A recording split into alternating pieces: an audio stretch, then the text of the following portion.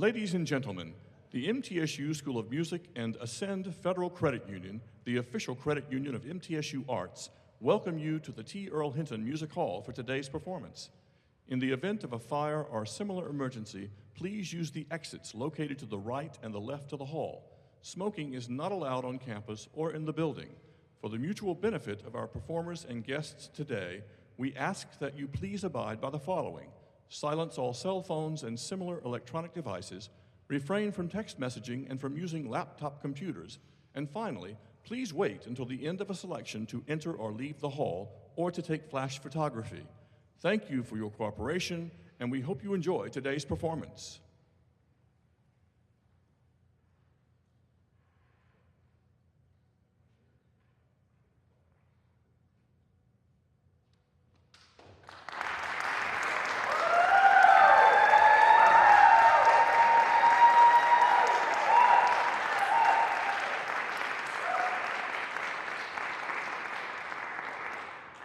Good afternoon. Thank you all so much for being here. For those of you who don't know me, my name is Sam. Today I'll be doing some talking and then some singing for you guys. I'm beyond thrilled to have this opportunity to both perform this song cycle and then beforehand talk about it. Specifically about what makes this song cycle, this piece of music, stand out within the life of the composer Robert Schumann. And then more broadly, the life of me and the Romantic era itself. Now, before I get started with the actual context of the piece itself, I want to go over a couple of definitions of some terms I'll be using so that everybody here can all be on the same page. When I reference the Romantic era, I mean specifically the section of time surrounding roughly 1800 to 1900. This time period was defined by the heightened attention given to human emotions, along with imagery and individualism within the writings, both musically and poetically, of that period. When I reference cycle or song cycle, that is simply referring to a group of musical pieces intended to be performed all together because of an overarching or surrounding theme contained within each individual song. And when I reference Lied or Lieder, that is just the German word for song. However, specifically within the context of this lecture, Lied references a form of Germanic art music that was made popular during the Romantic period that is solely performed by voice and piano. Now, lastly, before getting started with the conversation about Robert Schumann, I want to go over the structure of what this performance will look like. We are currently in the introduction and lecture period. Following this, there will be a brief question and answer session for those of y'all who have any questions over anything that I'm talking about, after which will be a performance of Liederkreis Opus 39 in its entirety from start to finish. I will say this again at the end of this little lecture period, but for the performance of Liederkreis in its entirety, I would ask that all applause be held to the very end. After the performance of Opus 39, who knows, maybe I'll come back out and do one more. But following that, I would like to invite anyone who wants to hang around with me to join me in room number 101, which is all the way down that hallway and then all the way to the right. Just follow people that know where they're going. So, diving right in. Robert Alexander Schumann was born in 1810 in Saxony, the youngest of five. His father, August, was a very successful bookseller and publisher. It's because of this that Robert spent lots of his childhood with his nose in a book. He found his love of literature at a young age and spent a large portion of his childhood transported through novels and poems into the literary worlds of some of the Romantic era's greatest minds. Robert took an especial liking to the works of Jean-Paul Richter, whose usage of imagination alongside contrasting characters in his stories made long-lasting impressions on him. Schumann showed a unique musical ability from a very early age. He actually began piano lessons when he was 7, and soon after began small compositions and the writings of small pieces within various improvisations that he did. As he grew up, he began envisioning a career in music, but everything came to a halt when he was 16. In 1826, Robert Schumann lost his mentor, Karl Maria von Weber, and his father all within a few months of each other. The loss of these two significant figures in Robert Schumann's life affected him deeply and intensified his already introspective nature. Whoops. In 1828, at the insistence of his mother, 18-year-old Schumann pursued law at the University of Leipzig, but quickly found himself drawn more towards Leipzig's musical program, and instead became a pupil of one of Germany's most famous pianists, Friedrich Wieck. Schumann's dream then became a desire to become a virtuoso pianist. Schumann didn't just want to be any virtuoso pianist, however, he wanted to be the virtuoso pianist. He became absolutely obsessed with practicing and turned to experimenting with different ways of strengthening his hands and his fingers to try and accelerate his development of this musical ability.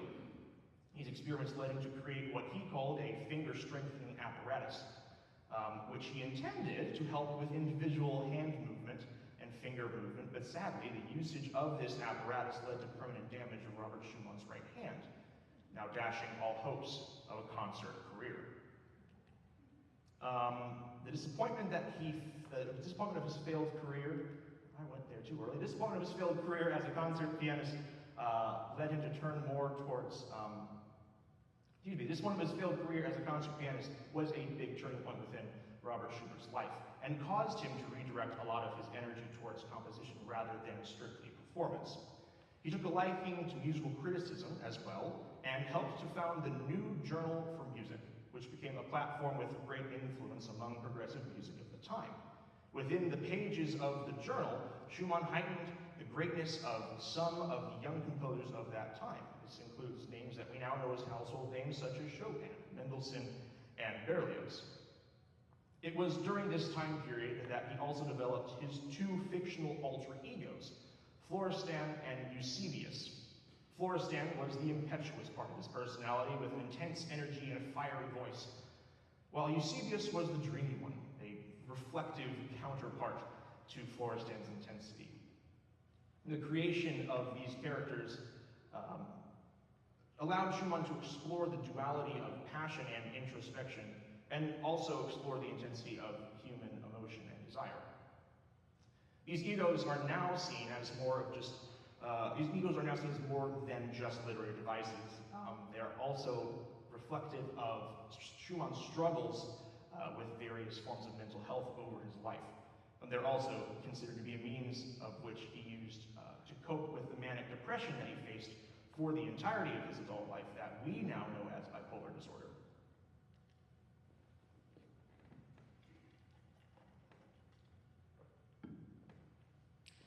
Probably the most central figure in Robert Schumann's young adult life was Clara Wieck, the daughter of his teacher and mentor. At the time, Clara had already made a name for herself as a teenager, being a piano prodigy, and quickly a relationship between Clara and Robert began to develop. This happened while Clara was just a girl, but over time the two fell deeply in love. Friedrich Wieck disapproved of the relationship and feared that Schumann's fragile health and instability in his career made him unsuitable for his daughter. This parental disapproval led to years of separation and culminated in actually a legal battle. Finally, in 1840, after winning the approval from the courts, Robert and Clara were married on September 12th in the parish church of Schönefeld, just outside Leipzig. The year of Robert and Clara's marriage proved to be the most creatively intense for Robert and became known as his Year of Song. Over the course of this year, 1840, he composed around 150 different pieces, including the entirety of Dichterliebe, Frauenliebe und Leben, and Liederkreis. This deep focus on Lieder came from the encouragement of his now wife, Clara, who had long been encouraging him to explore song composition on a deeper level. Moving on to the poetry in this piece, Joseph von Eigendorf, whose poetry is the foundation for Liederkreis, was a very prominent figure within Germanic Romanticism. Eigendorf's poems often depicted elements of the natural world and a tension between feelings of longing and fulfillment, intertwined with feelings of mystery and a divine presence. These themes resonated with Schumann, who selected 12 of Eigendorf's poems to put to a musical setting. 11 of these poems came from Eichendorff's Intermezzo, and one piece called Mondnacht, number 5 in the set, came from Gedichte. Schumann weaved these poems together to create a cycle that resonates not just musically, but spiritually as well. Moving on to the cycle itself, Liederkreis has 12 songs, and together they form kind of a journey. Each one is like a little world of its own, but they also connect to a greater, bigger story. In my mind, personally, this cycle takes a look into some of the specifics of Robert Schumann's life, both before and after falling in love with Clara. The overarching attitude of the cycle starts off dark and lonely, alternating between introspective songs about being alone within the realms of nature and songs about being in love, and how sweet and happy a hidden love can be. The cycle takes a turn halfway through, and the imagery begins to get lighter and happier. Even one of the songs takes a jab at Clara's father and the disapproval that he expressed of their relationship. And the cycle ends in a series of much happier songs about weddings and jovial traunts through the forest. What I will do now is go through each individual piece. If you received a translation at the front, I'm going to go through all of those and give a small little paragraph answer as to kind of how each individual song fits within the overarching set. Beginning with number 1, Schöne Fremde, or Far From Home. This is the first setting of a song with this title. From my distant home, where the sky glows red, the floating white clouds appear. But my mother and father are long since dead, and no one will know me there. How soon, oh how soon, will that time draw nigh, when I also rest, and over me sigh the lovely trees where I lie, and no one knows me here. This text conjures loneliness and the inevitability of death far from one's homeland. The grave, hidden and unknown, receives only the consolation of a bird's song, and nature is the sole mourner. Schumann sets this in a minor key, restless and rushing arpeggios in the piano symbolize wandering and unsettledness. The harmonic shifts suggest instability, mirroring a form of displacement. The voice line itself feels both yearning and resigned at the same time, as if exile were captured in a form of sound. Number 2, Intermezzo, or Memory. Your image I hold tightly, deep in my happy heart. It looks at me so brightly each moment that we're apart. My heart softly is singing a song of bygone days, and through the air is winging, to you it swiftly flies. Your image I hold tightly, deep within my happy heart. It looks at me so briskly, and every moment we're apart. So this song is an abrupt shift. It's much brighter and lighthearted than the first piece. It's set in a flowing triple meter, and the text speaks of love, delight, contrasting with elements of despair. Schumann complicates the picture of this piece through a disjunction between the piano accompaniment and the vocal line itself. The two are never fully in sync, which I think symbolizes a deeper feeling of instability beneath a fleeting sense of joy. Number 3, Waldesfespräch, or Forest Conversation. It is so late, cold chills the bone. Why ride you through this lonely wood? The wood is vast, you are alone. You lovely bride, I will take you home. Great is the guile and schemes of men. With grief my heart is broken. Bugles are calling far and near. Oh flee, my name you must not hear. In guilt adorned is horse and bride, so wonderful, her form she cannot hide. I know you now, God, hear my cry. You are the witch called Lorelei. You know me now, from steep incline, my castle looks down upon the Rhine. It is so late, cold chills the bone. You never more will leave this wood. Never more, never will you leave this wood. Back to themes of drama and nature. This piece is a very dramatic conversation that takes place in the wilderness between a traveling man on a horse and a mysterious female figure. Throughout the encounter, it is revealed at the climax of the piece that the mysterious female figure is actually the enchantress Lorelei, a creature from Germanic folklore whose deadly beauty resembles that of what we know as a siren. The emotion of the lyrics is expressed through the piano, and the inclusion of repeated chords, trills, and rising chromaticism symbolizes dread and also seduction. Number 4, Die Stille. Now one can know, or can guess it, why I'm aglow, all aglow. To one only would I express it, and no other person shall know. The snow is so still where it lies, so silent and secret are. The stars so high in the skies, less silent than my thoughts are. I wish I were a swallow, I would fly right over the sea.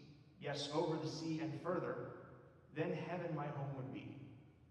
No one can know or can guess it, why I'm aglow, all aglow.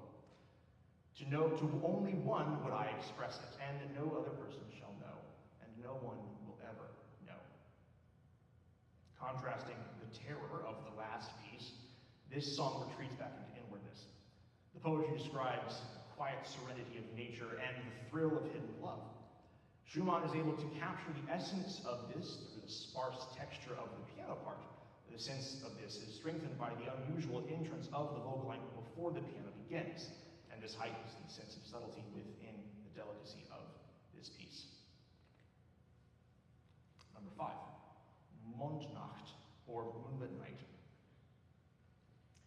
It was as if the heavens gave earth a silent kiss. So earth in beauteous splendor would dream of heavenliness. The breeze through cornfields playing to shake the ripening ears, the treetops gently swaying, the night sky bright with stars. And my own soul is spreading its wings to freely roam, through silent land it's heading, to fly me to my home. This is the cycle's most notable and famous piece, and acts as the emotional core for the song cycle itself. The poetry portrays the expansion of the soul in a mystical combination of heaven and earth. Schumann's music sets the poetry with simple accompaniment. The song contains a sense of wonder and is reinforced by the accidentals within the vocal line.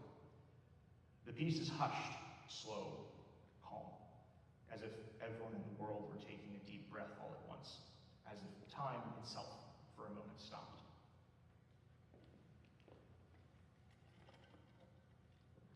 Number 6, Schöne Fremde, or Beautiful Foreign Land.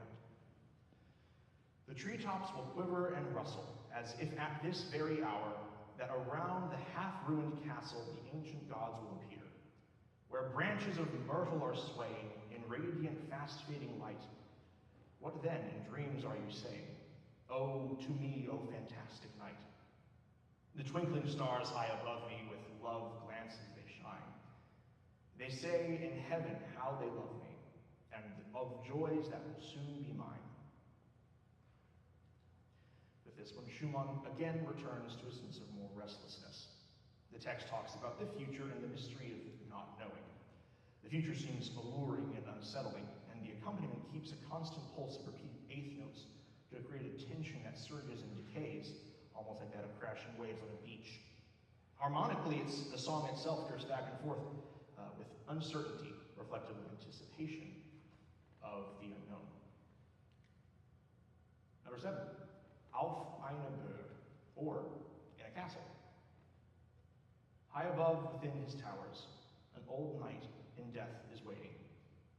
Darkening skies bring wind and showers, and the trees beat on the grating. Beard and hair have grown together, centuries, a lonely tenant.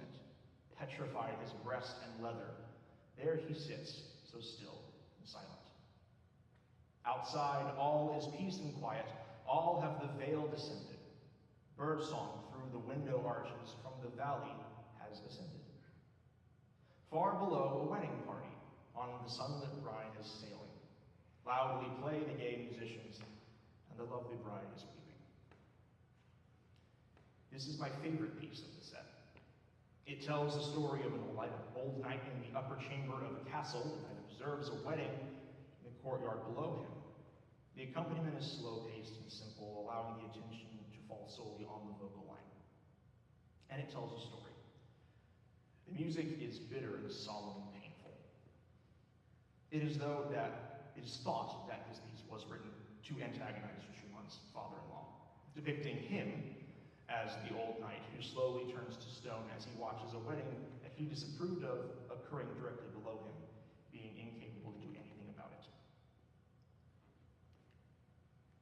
Number 8, the second setting in Schöne Fremde. I hear the streamlets rushing, in woodlands all around, in woods with all that rushing, I'm lost in all that sound. The nightingales sing to me here in this lonely place, as if they would remind me of the lovely bygone days.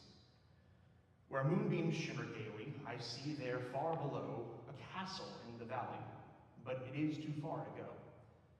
A garden full of roses, full, blooming white and red, where my dear love reposes, yet she has long since dead. And she is long since dead. The second Schöne Fremde returns to themes of solitude, this time a half step lower than before. The second setting contrasts the first in its subdued nature, a slower, less rushed version of foreign mystery. And the accompaniment is far less present in this setting, and the vocline contains a tone of lament. Number 9, Wehmut, or melancholy. Sometimes a song disguises my inward pain and grief. A secret tear arises and brings my heart relief. The springtime winds are playing. Hear how nightingales engage, in mournful song betraying such longing from their cage. All hearts are filled with gladness, who hear them sing again, yet no one knows the sadness that fills their songs with pain. This piece explores the disjunction between outward perception and inward feeling. Comparison is made between the singer and a nightingale, who sings joyfully but sings a song of sorrow. Now, this song is set, and again, in a minor key, and contains another bout of subtle chromaticism that indicates pain even within joy.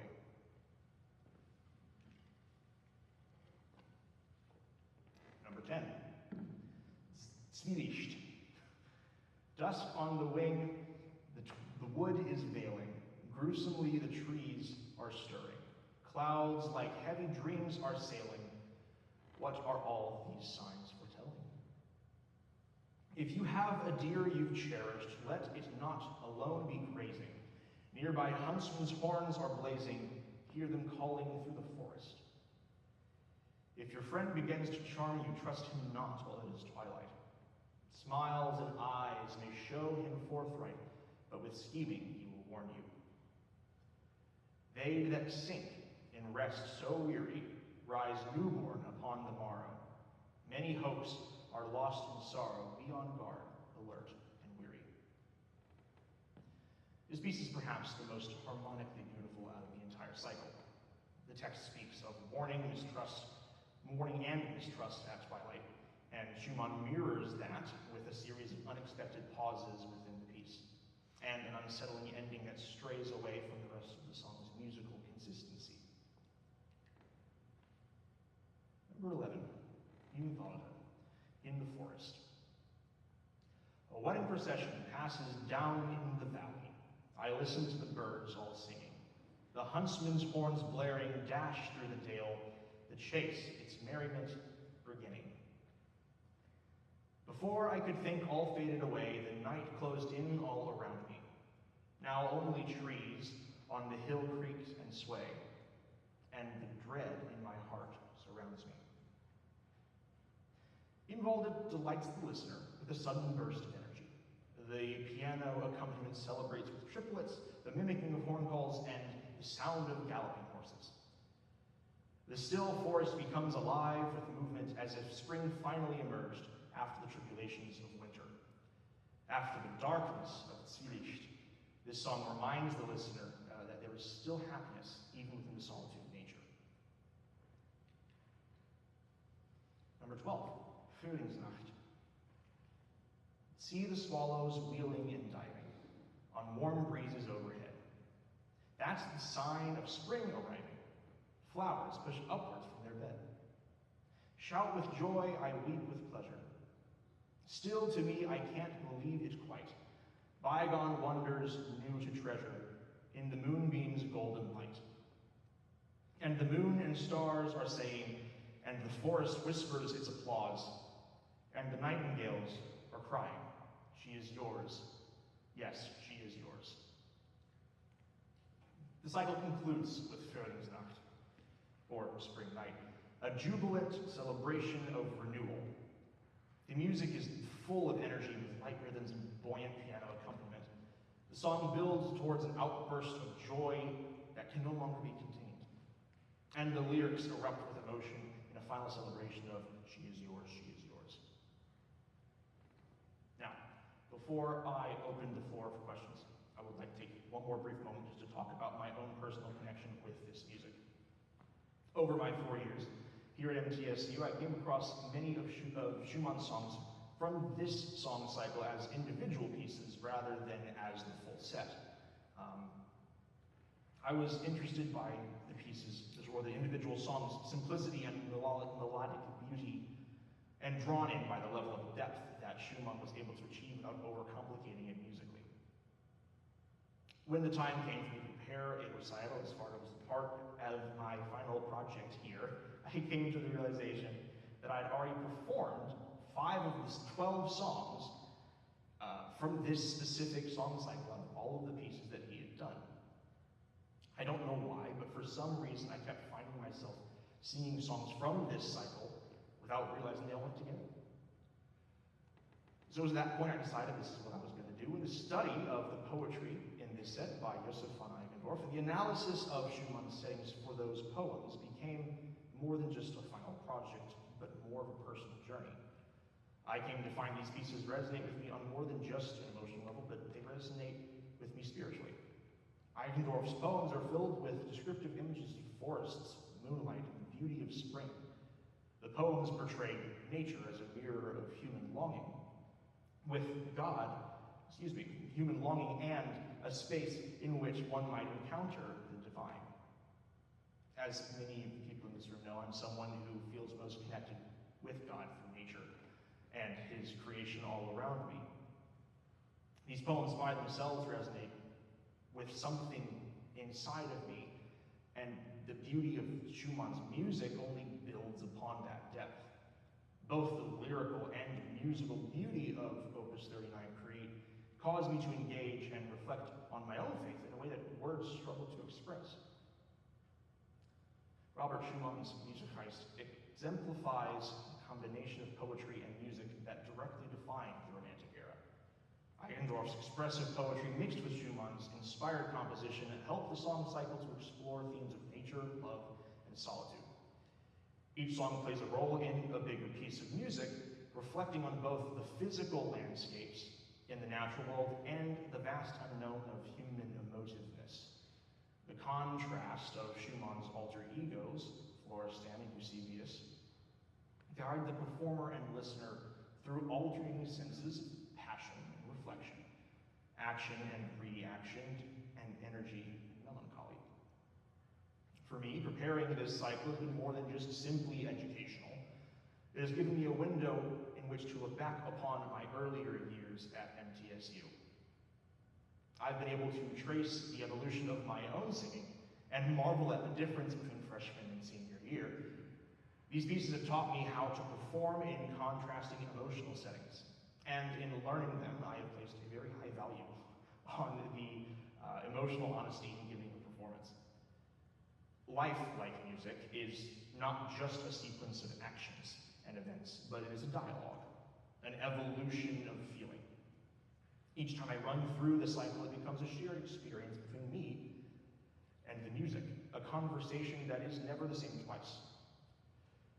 Schumann's ability to meld literary inspiration with musical imagination is a clear demonstration of how art itself transcends its own individual components.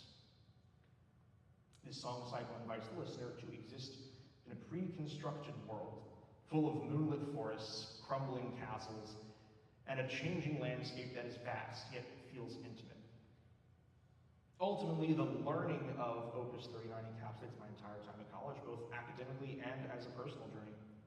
Engaging with one of the Romantic era's greatest composers and one of the Romantic era's most highly noted pieces echoes the reflections of my own personal journey in the forest of academia.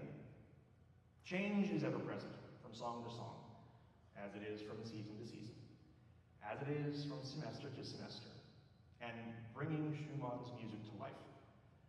By bringing Schumann's music to life, I am participating in a tradition that empowers the depth of feeling and poetic sound while expressing my own voice within that continuum. Thank you.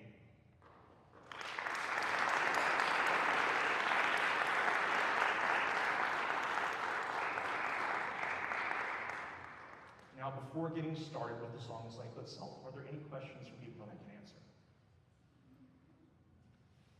Yes, Jacob.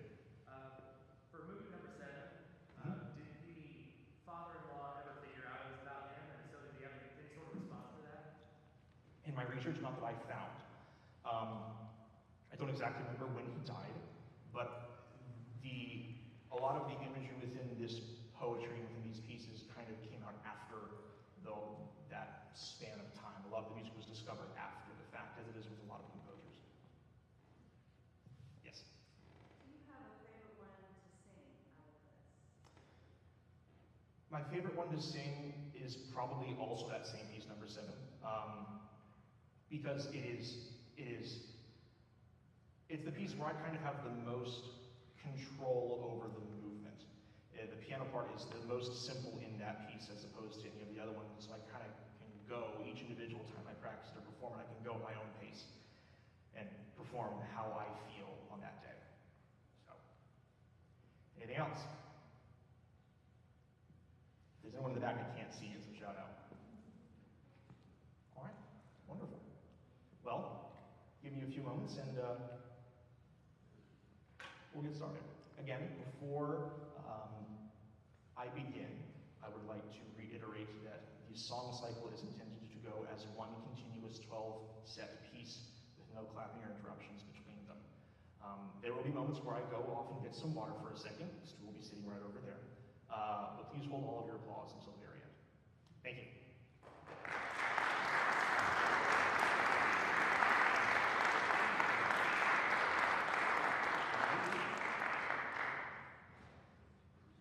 Stand off stage, move stool over to the end of the piano. Thank you.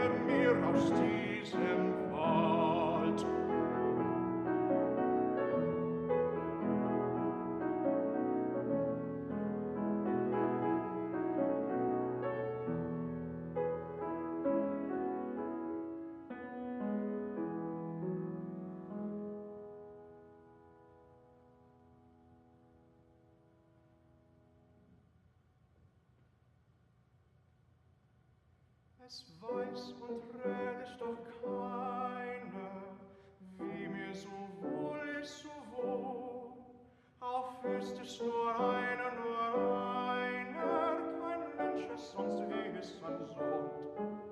So stier es nicht draußen im Schnee, so stumm und verschwiegen, mit die Sterne nicht in der Höhe, als meine Gedanken sind, als wüsste es ein Vöglein, als alle über das Meer, als über das Meer gebreichen ist, dass ich im Himmel wär. Es weiß und redet doch keiner, wie mir so wohl ist, so wohl. Auch wüsste es nur einer, kein Mensch es sonst wissen sollt. Kein Mensch es sonst wissen sollt.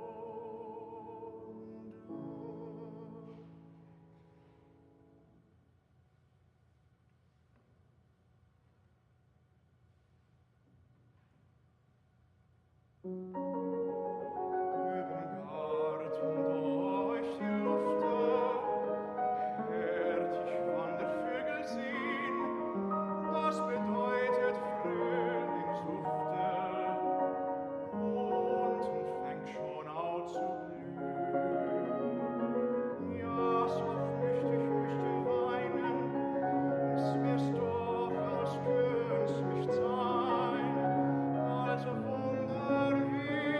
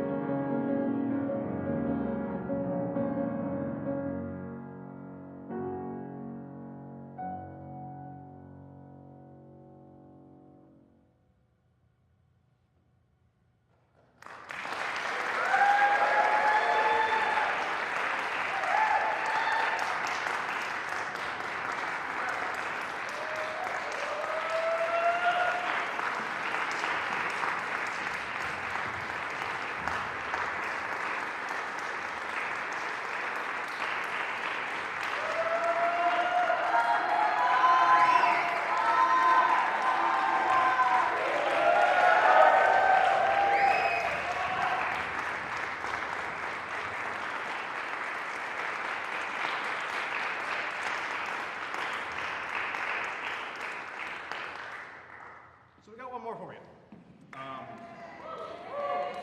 This piece is not in German, and it's also not hundreds of years old. This is a piece that was written far more recently, and many of you here will know it. This was a piece written by my mother. And for those of you who go to church with me know that this is one of my favorite pieces to sing, and I sing it often. But this is for my mom and my family.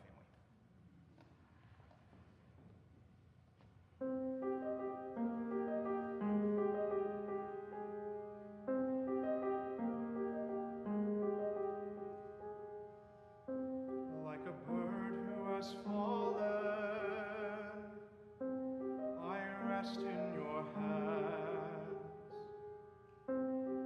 hoping and praying you will understand and fill in the pieces, never fully there. Healing my soul, Lord, with your love and care. Can you make up the difference? Will you teach me to fly? Can you lift me to freedom in the boundless sky? Can I dwell in you safely? Will you fill my heart? Will you ready me for a brand new start? God, I wait here before you, filled with fear and praise, searching for courage to accept your grace. Can you make up the difference? Will you teach me to fly? Will you lift me to freedom in the boundless sky? Can I dwell in you safely? Will you fill my heart? Can you ready me for a brand new start? Will you bless and forgive me? Can I be fully yours? Will you wash me in mercy till my spirit soars? Spirit soars. Only you can make up the difference. You will teach me to fly. You can raise up my spirit past the reasons why I can dwell in you safely. You will fill my heart. Lord, please ready me. Please ready me.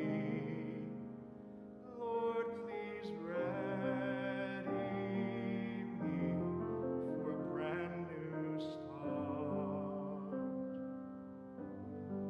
A brand new start. A brand new start.